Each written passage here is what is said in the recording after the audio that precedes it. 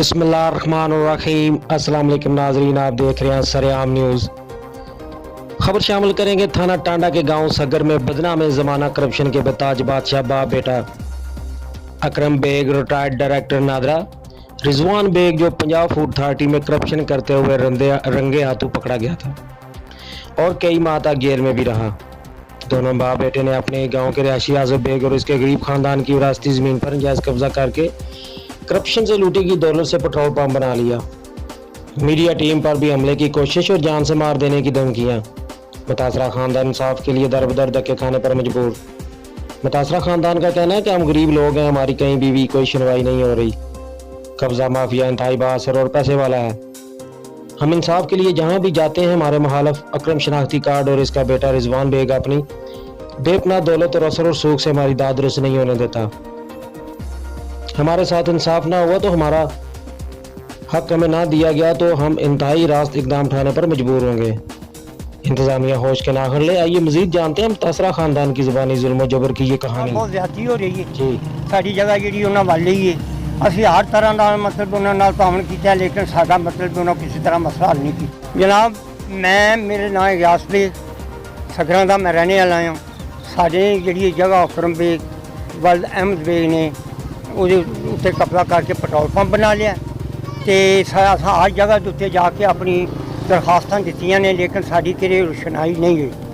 असी मतलब मेहरबानी करके तो जनाब साड़ी मतलब हक रसी की जाए।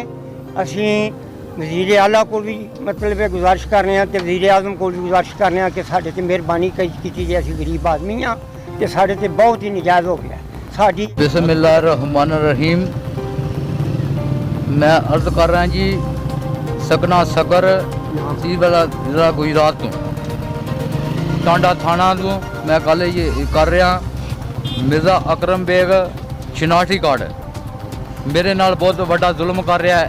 मेरी ज़मीन दे विच एक पंप तैयार कर लिया है सीना जोरी नाल जिस वास्ते मैं हर महकमे कोले दरखास्तां दित्तियां ने, मेरी किसी ने सुनाई नहीं दी।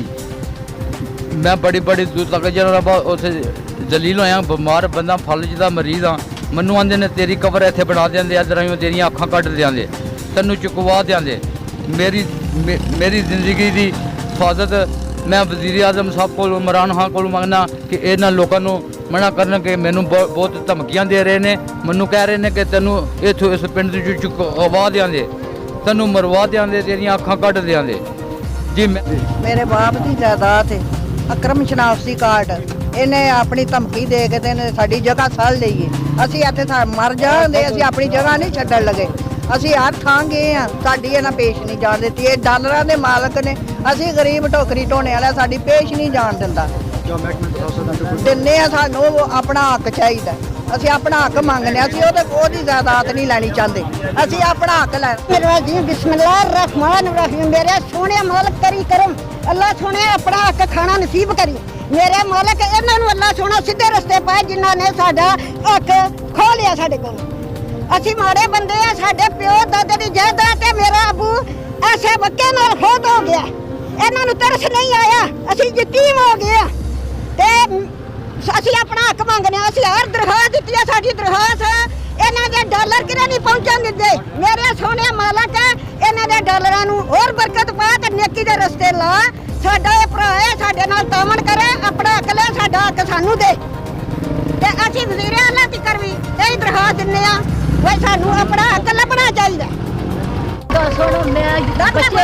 बच्चे ने मेरे पुत्रे ने अपनी जान ते पा रही है इस जमीन पिछे। मेरी गल सुनो साडी पेश नहीं जान दी। जे तुसीं अपनी अखां नाल वेखदे हो जो कोई हुण हुंदा पिया मेरी गल सुन, मेरे पुत्रे दे ना कीता, इन्हां दा चाचा वे सारे ना मर गया, इन्हां दा प्यो भी मर गया। मेरी गल सुन